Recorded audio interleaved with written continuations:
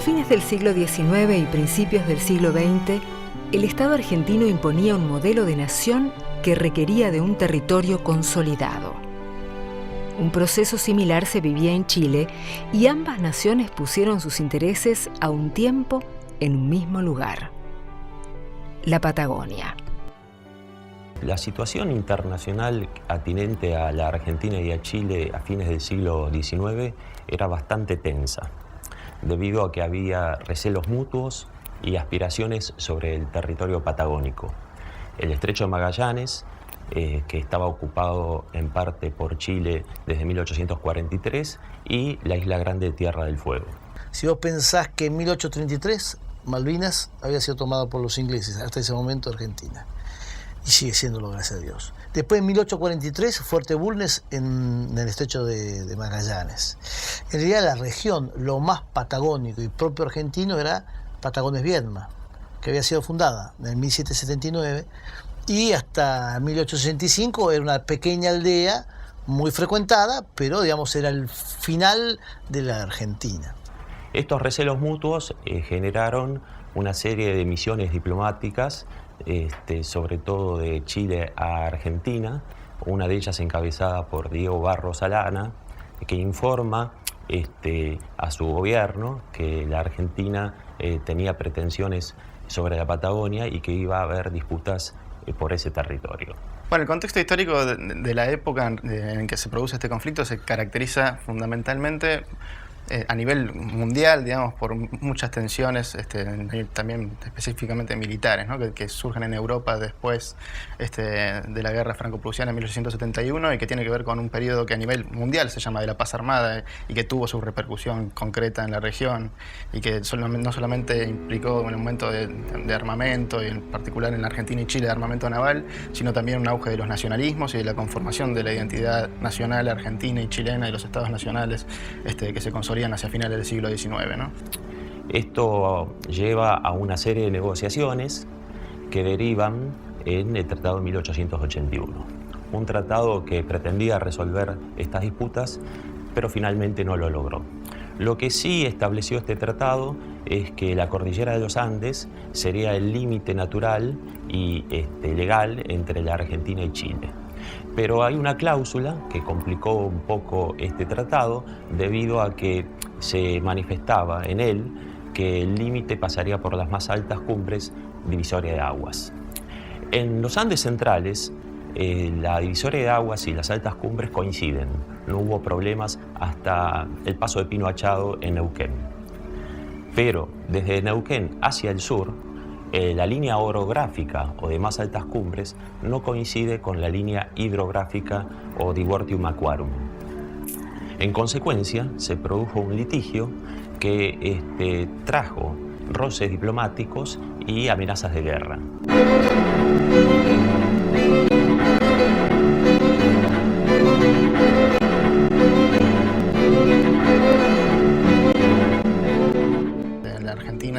Roca es el que de alguna forma encarna la concreción de una Argentina unificada que ocupa efectivamente la Patagonia y todo el territorio nacional. En Brasil, el Barón de Río Branco es otro personaje importante, su canciller hacia fines también del siglo XIX, principios del siglo XX, que con la nueva República de Brasil logra configurar el territorio actual brasileño. Es decir, había zonas que en ese momento se consideraban tierra de nadie y que iban siendo conquistadas por estos países y que iban dando lugar a determinados conflictos limítrofes. Creo que lo que es importante de rescatar es que la Argentina durante todo este periodo siempre tuvo una predisposición a resolver este tipo de conflictos por las vías pacíficas, ¿no? Esta dicotomía entre la línea orográfica pretendida por la Argentina y la línea hidrográfica pretendida por Chile no tenía solución. En consecuencia, se recurrió a la reina Victoria de Inglaterra y ella no fue la que finalmente falló porque le sucedió por muerte Eduardo VII. Eduardo VII encargó a un coronel geógrafo llamado Thomas Holditch el reconocimiento del territorio en disputa. Hay algo que es interesante ver esto, es porque cuando los galeses aparecen en la provincia de Chubut, 1865, 28 de julio, en realidad todavía no estaba digamos, el tratado de 1881 que se hizo en la época de Roca.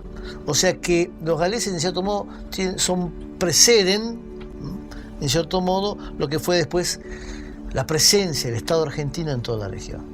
Ahora, cuando digo precede, en realidad los argentinos ya teníamos una visión muy importante con respecto a la región. En la presidencia de Mitre estaba el ministro Raus, que estaba haciendo muchas tratativas con Europa, sobre todo para traer migración. No se olviden que también la Constitución de 1853 había abierto las puertas a todas las personas de buena voluntad que vengan a poblar este país. En cierto modo teníamos este territorio vacío o semivacío. Entonces fue un poco la mirada política de Buenos Aires y cómo voy a poblar este territorio, y por otro lado la necesidad que existía en otros lugares del mundo en nuevas tierras. Inicialmente esta zona se pobló con colonos galeses que vinieron con Fontana, que era gobernador del territorio. Primero estaban afincados en la costa y después vinieron hacia acá, hacia la cordillera.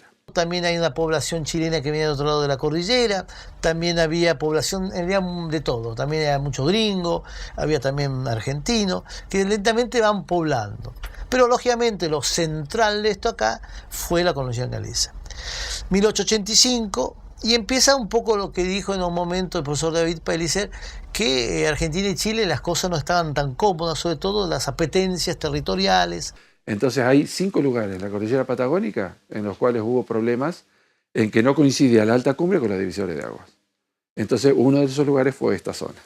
El conflicto llega a su punto máximo en 1902, cuando Argentina y Chile se encontraban al borde de la guerra por estos territorios. Entonces, bueno, lo que se decidió hacer, Sir Thomas Holditch, que fue designado por la corona inglesa, fue enviado como técnico, como perito a la zona, para después establecer su arbitraje. Pero acá es donde entra lo que yo considero tal vez uno de los mejores políticos, y políticos digo en un buen sentido, en el verdadero sentido de la cosa, que realmente pensaba en el bien común. Y este es el perito Moreno. Porque cuando se llega al arbitraje del 1902, o sea, 2 peritos, uno chileno y uno argentino, con todo su equipo. En Argentina también estaba Clemente Onelli, estaba Frey, estaba von Platen, estaba Monte de Oca, había un equipo importante, también científico. De otro lado estaban los chilenos, que era de lo mejor. Hans Stephens, el mejor geógrafo que había, digamos, que podíamos tener en el continente americano. La geografía manejada por los geógrafos alemanes en ese momento, junto a los ingleses, era lo mejor del mundo. Y Chile se había nutrido de muy buena gente en ese sentido. La Cancillería chilena había logrado tener un muy buen equipo. Aún Hans Steffen conocía también el territorio, no era un desprevenido. Pero había algo que teníamos más nosotros. La comisión de límites, integrada por Sir Thomas Holditch, el perito Moreno y el representante chileno, recorría los valles andino-patagónicos, observando en el lugar lo que hasta el momento las partes contendientes habían presentado por escrito ante el Tribunal Arbitral de Gran Bretaña. Al llegar a la colonia 16 de octubre son recibidos por una numerosa concurrencia en la Escuela 18. Durante las 3 jornadas que permanecen allí, todos y cada uno de los miembros de la comisión experimentaron diferentes sensaciones y realizaron a su vez sus propias observaciones.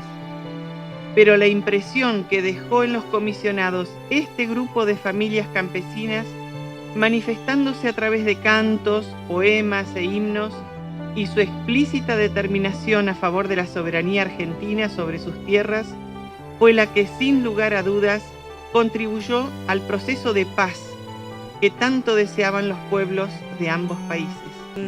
La Argentina presentaba mucha más presencia en distintas instituciones, como ser la comisaría, el juzgado de paz y las escuelas. Sumado a todo esto, los pobladores de la zona hacen un petitorio exclamando porque el fallo se dé a favor de Argentina. Bueno, lo que hizo Holditch es reunir en la Escuela 18 a los pobladores y consultarlos. Bueno, la mayoría, o los que estaban ahí, dijeron obviamente que querían, bajo la bandera argentina vinieron los galeses, bajo la bandera argentina querían vivir.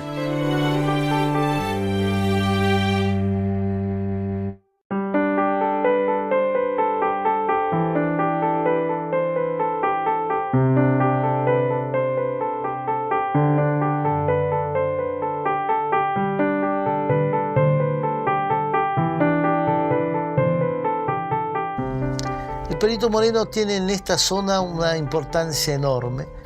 Pero, ¿por qué? Porque él había conocido esta zona mucho antes hasta del mismo Galés.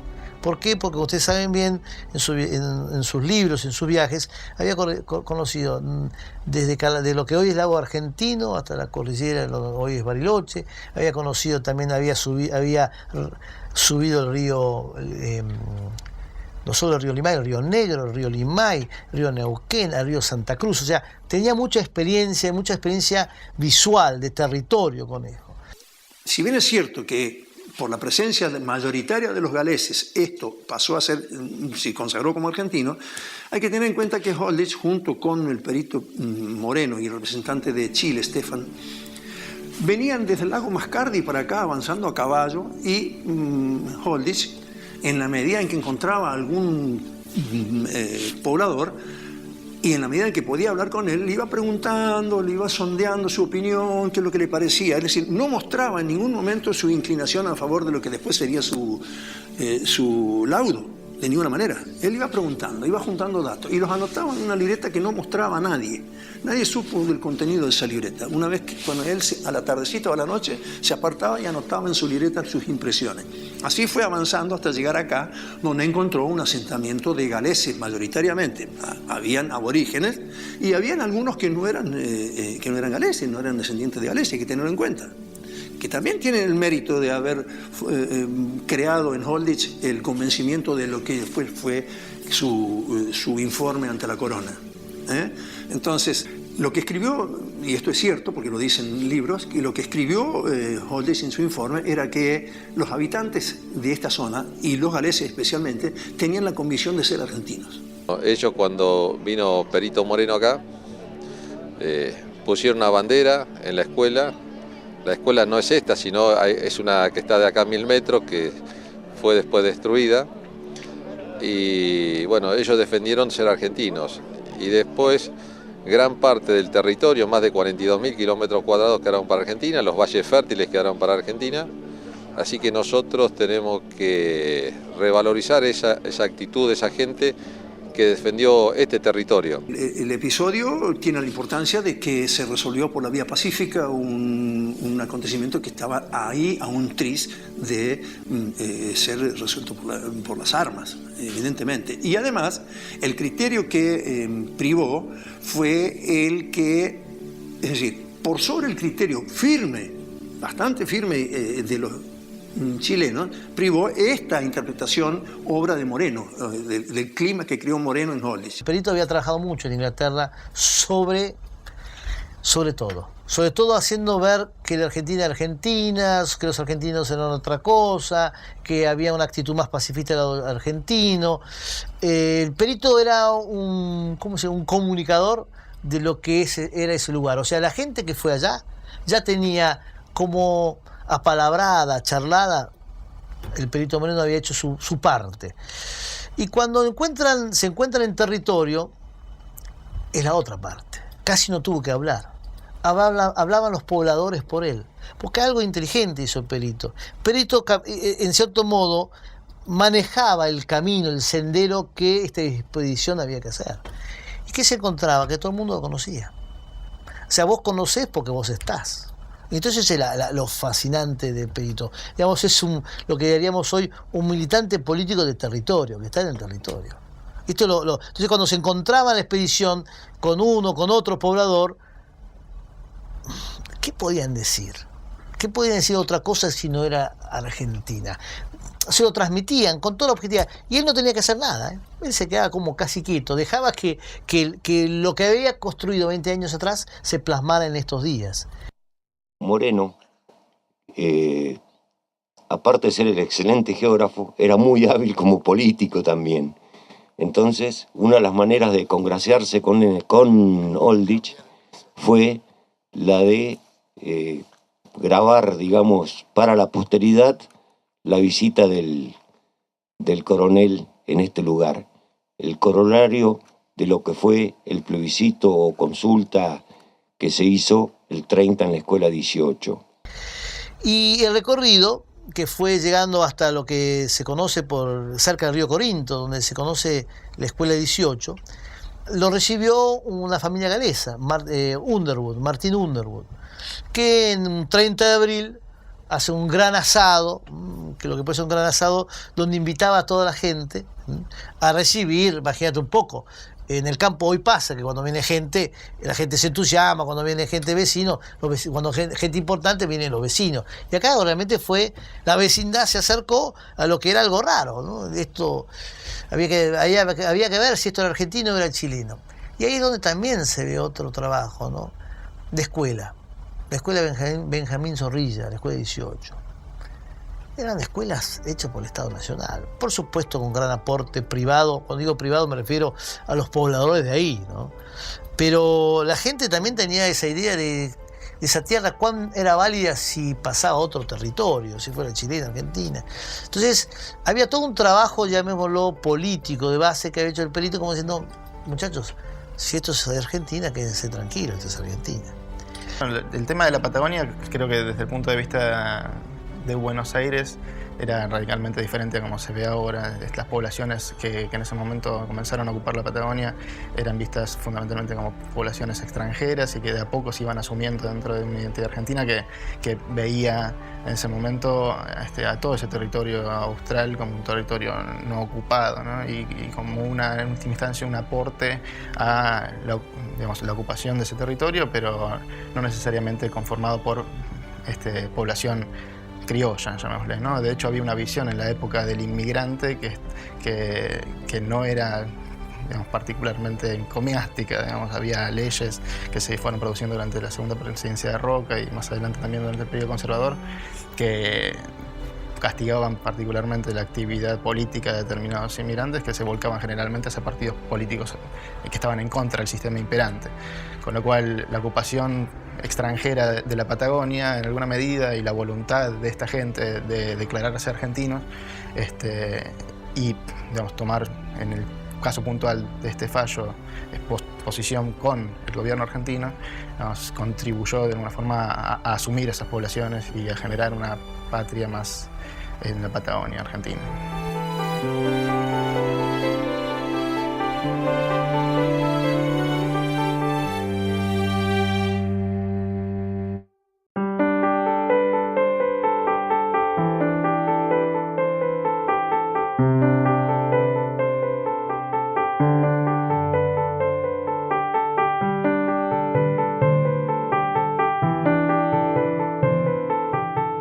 Pero lo interesante de todo esto acá, que hay dos versiones, ¿no? Se dice que el 30 de abril hubo un plebiscito. Y la verdad que los historiadores, que trabajaron muchísimo, siguen buscando el papel, el acta realmente que estaban todos los pobladores de ahí, votaron por Argentina o por Chile. En realidad votaron todos por Argentina. Pero es tradición oral, no hay un papel de eso. Pero la tradición oral sigue hasta hoy. Digamos, hay muchos pobladores que dijeron que estuvieron en ese lugar y en ese acto, pero no hay un papel. O sea que uno puede creer o no creerlo, pero bueno, yo creo que por supuesto que fue un plebiscito. En la escuela 18, porque se conoce como histórica. Esta historia es una historia que todavía se transmite de generación en generación. Mis bisabuelos fueron los protagonistas de este hecho. Muchos de mis familiares estuvieron presentes ese día, 30 de abril del año 1902. Entonces uno tiene como esa carga, digamos, importante de situarse en aquel momento con lo que era esta colonia en aquel entonces, una colonia totalmente aislada del país, con necesidad de los colonos de estar bajo una bandera para poder consolidarse como comunidad, poder consolidarse como productores agropecuarios que eran, bueno, poder tener una nacionalidad, ¿no? Pero hay un dato que me parece que lo más notable es que cuando están comiendo ahí en el asado, Thomas Holditch, en un momento de relajar, me imagino, después de un asado, después de haber recorrido varios días y había escuchado el coro de los galeses, digamos, todos los actos culturales que se dan en un día festivo como ese, dice, qué buenos son estos patos argentinos. Lo cual en política diplomática es un desliz grave, pero en cierto modo estaba como asintiendo, acá estamos en Argentina, Hubiera dicho otra cosa, pato chileno, pato patagónico, ¿no? Pero dijo, qué ricos son estos patos argentinos, lo cual en cierto modo como blanqueó algo que se olía, se respiraba en ese día 30 de abril. En el marco de lo que pensaban algunos chilenos respecto de la Patagonia, como Vicuña Maquena, Diego Barros Arana, se tenía a este territorio como un territorio infértil, hostil y que no tenía tanta importancia. Si uno analiza los sucesos posteriores, la riqueza petrolífera, el carbón, las bellezas turísticas, la riqueza pesquera de la Patagonia, el salto cualitativo y cuantitativo desde el aspecto territorial que dio Argentina es notorio y profundo. Es el único hecho en la historia argentina de delimitación de límites en el que Argentina recuperó un territorio que estaba en disputa sin conflicto. Sin conflicto, lo recuperó por la voluntad de su población. Y esto creo que es un hecho que hay que resaltarlo y que en la historia argentina no está marcado como tal. Es el único hecho, no hay otros hechos en la historia argentina. Si uno tendría que hacer una evaluación del Tratado de 1881, del Protocolo Adicional de 1893, que dispone el principio oceánico, y finalmente del fallo arbitral de 1902/1904, el balance es positivo para Argentina, pese a que su pretensión de máxima no pudo concretarse. 750.000 kilómetros cuadrados se incorporaron al territorio nacional y diseñaron el mapa actual de la Argentina, que se complementó luego con el fallo Hayes respecto de la República de Paraguay. Bueno, el proyecto del 30 de abril para la comunidad es trascendente, ¿sí? De por sí es una fecha muy arraigada en la comunidad, a partir de que es una comunidad integrada por galeses, también gente descendiente de chilenos y de pueblos originarios. Entonces es una fecha trascendente para nuestra zona. Lo que sí vemos es que por ahí no es una fecha que haya tenido la difusión que se merece a otros niveles, por ejemplo a nivel nacional. Y creemos que para los chicos también es importante comenzar a tener otro conocimiento de la historia local. O sea, es como que ellos están tomando conciencia de la importancia de nuestra historia local. Bueno, la idea que tenemos es concientizar a la nación argentina sobre los hechos del 30 de abril de 1902. Para eso necesitamos una ley para introducir esta fecha en el calendario escolar como Día de Pertenencia a la Argentina. Para esta ley lo que necesitamos es 1 millón de firmas de 6 provincias distintas del país. Bueno, cuando tengamos ese 1 millón de firmas podríamos directamente introducir esta ley en la Cámara de Diputados de la Nación. Creo que es muy bueno recordar a la gente que hizo cosas por el país y estos galeses que vinieron acá a lo que es hoy el Chubut en el año 1865 y 20 años después llegaron a este Valle 16 de Octubre, defendieron esto y bueno, nosotros seguimos trabajando y recordando esta gesta. Y creo que es un hecho trascendente haber logrado una nacionalidad, haber logrado una bandera, haber logrado un territorio y haber logrado un lugar para vivir, un lugar maravilloso como este para vivir, para criar a sus hijos y para que sus próximas generaciones se puedan desarrollar. Creo que este es el objetivo que se logró.